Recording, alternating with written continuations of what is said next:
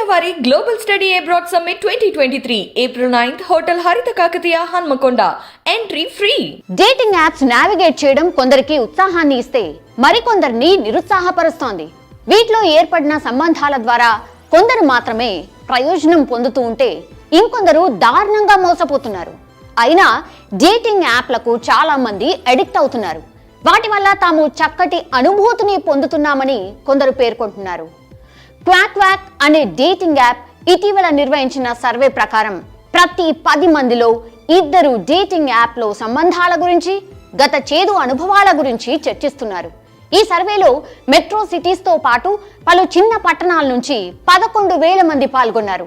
తమ అనుభవాలను, అభిప్రాయాల్ని పంచుకున్నారు.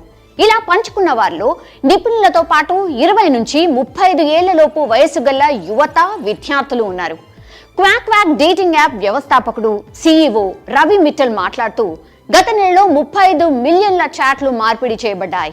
ఈ చాట్లలో దాదాపు 9% డేటర్లు వర్తమాన సంబంధం గురించి, అలాగే తమ మ్యాచ్ల విషయంలో ఆందోళన గురించి పంచుకోవడం వంటి అంశాలు ఉన్నాయని ఆయన వెల్లడించారు.